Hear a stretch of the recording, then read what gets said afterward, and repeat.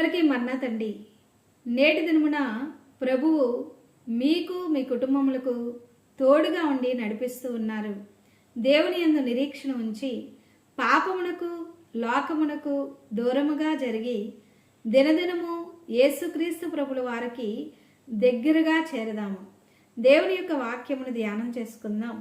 యెషయా గ్రంథము 51వ అధ్యాయము 11వ వచనం చదువుకుందాం. యెషయా గ్రంథము 51వ అధ్యాయము 11వ వచనములో చివరి భాగమును మనం చదువుకుంటే, దుఃఖమును నిట్టూర్పును తొలగిపోవును. నేటి దినమున ఈ వాగ్దానమును మన జీవితంలో మనము స్వతంత్రించుకుందాం. ఏ దుఃఖముతో మీరున్నారో, ఏ నిట్టూర్పుతో మీరున్నారో, హాగరును కూడా ఒక సందర్భంలో ఆలోచన చేస్తే ఎంత దుఃఖము ఆమె హృదయంలో ఉన్నదో, ఈ బిడ్డ మరణము నేను చూడలేను అని దూరముగా వెళ్ళిపోయినటువంటి పరిస్థితి. తల్లి అంతరంగము ఎంత బాధతో ఉంటుంది చూడండి. ఆ బిడ్డ కూడా ఎంత దుఃఖముతో ఉన్నాడు. ఇష్మాయేలు పరిస్థితులు ఏ విధంగా అయినా ఆ యొక్క పరిస్థితుల్లోనికి నెట్టనివ్వండి, తను ఒంటరిగా ఉంది. తన బిడ్డ యొక్క మరణము చూడలేను అనుకుంటూ ఉంది. కానీ చూచుచున్నటువంటి దేవుడు ఆమె దుఃఖమును విడిపించాడు. ఆ అరణ్యములోనే నీటి ఓటను ఉంచి హాగరును తన బిడ్డను బ్రతికించారు. అదేవిధంగా గిద్యోను కూడా ఒక సందర్భంలో గానుగ చాటున గోధుమలను దొల్లకొట్టుకుంటూ, దేవుని దూత పరాక్రమము కలిగినటువంటి బలాఢ్యుడా, యెహోవా నీకు తోడుగా ఉన్నాడు అని చెప్పినప్పుడు, దేవుడే తోడుగా ఉంటే ఈ పరిస్థితులన్నీ కూడా ఏ విధంగా ఇలాగ ఎందుకుంటాయి అని ఎంత నిట్టూర్పుతో గిద్యోను ఉన్నాడు. ఆ నిట్టూర్పు విడిచినటువంటి గిద్యోనునే వాడుకుని దేవుడు ఇశ్రాయేలీలను ఫిలిష్తీయుల చేతిలో నుండి విడిపించడానికి గొప్ప నాయకునిగా బలపరిచి నడిపించాడు. చూడండి, దుఃఖముతో ఉన్న వారిని విడిపించడానికి ఆయన శక్తివంతుడు. నిట్టూర్పు విడుస్తూ ఉన్నటువంటి వారిని ఆయన విడిపించి బలపరిచి నడిపించగలగడానికి ఆయన బలవంతుడు.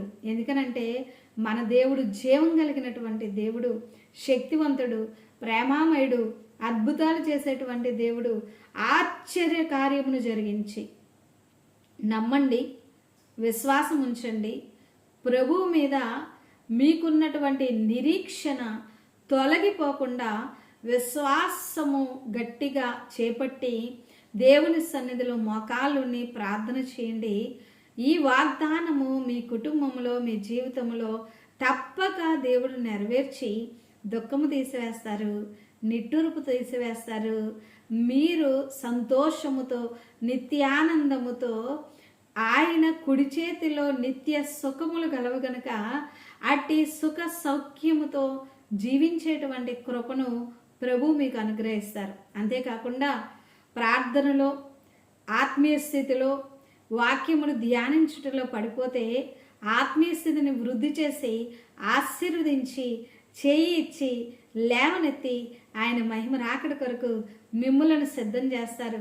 మీ ప్రార్థనాంశములు అన్నీ కూడా ప్రభు నెరవేర్పులో ఉంచి మిమ్మల్ని బలపరిచి రాకడకు సిద్ధం చేస్తారు. ఈ వాగ్దానమును స్వతంత్రించుకుని నేటి దినమును ఈ వాగ్దానమును ధ్యానం చేసుకునండి. దుఃఖము నిట్టూర్పు తొలగిపోతుంది, దుఃఖము నిట్టూర్పు తొలగిపోతుందని మీ యొక్క మనస్సులో, మీ అంతరంగంలో, మీ హృదయంలో ఈ వాగ్దానమును ధ్యానము చేసుకుంటూ ఈ దినమును ప్రారంభించండి. అన్ని విషయాలలో, అన్ని ఆటంకములకు ప్రభు జయము అనుగ్రహించి మిమ్మల్ని నడిపిస్తారు. ప్రభు కృప మీకు తోడైండును గాక. ఆమేన్. ప్రార్థన చేసుకుందాం. మహోన్నతుడైన తండ్రి, కృపగలిగిన దేవ, ఘనమైన దేవ, మీ నామమునకు స్తోత్రములు.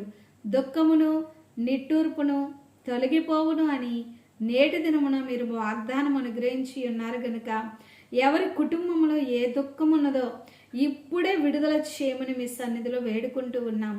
ఎవరైతే నిట్టూర్పు విడుస్తూ ఉన్నారో, నా జీవితం ఇంతే, నా కుటుంబం ఇంతే, నా బ్రతుకు ఇంతే, నా పరిస్థితులకు మారువు అని నిట్టూర్పును కుటుంబంలో నుండి, జీవితంలో నుండి తొలగించి నిరీక్షణ ఉంచి మీ రాకడకు సిద్ధపడడానికి సహాయం చేయండి.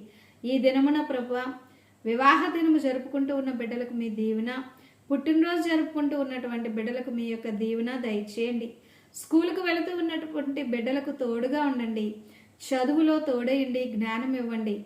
యవన బిడ్డలకు, నడి వయస్కులకు, దాంపత్య జీవితంలో కొనసాగుతూ ఉన్నటువంటి వారికి, వృద్ధులకు, వెధవరాండ్రకు, ఒంటరిగా ఉన్నటువంటి వారికి నేటి దినమున ఎవరికి ఏది అవసరమో సమస్తము అనుగ్రహించి బలపరిచి బిడ్డలను నడిపించమని యేసుక్రీస్తు ప్రభు నామంలో వేడుకుంటూ ఉన్నాము పరమ తండ్రి. ఆమెన్. త్రిత్వదేవుని దీవెన మీకు మీ కుటుంబములకు తోడైండి నడిపించును గాక. ఆమెన్. అందరికీ మరణాత.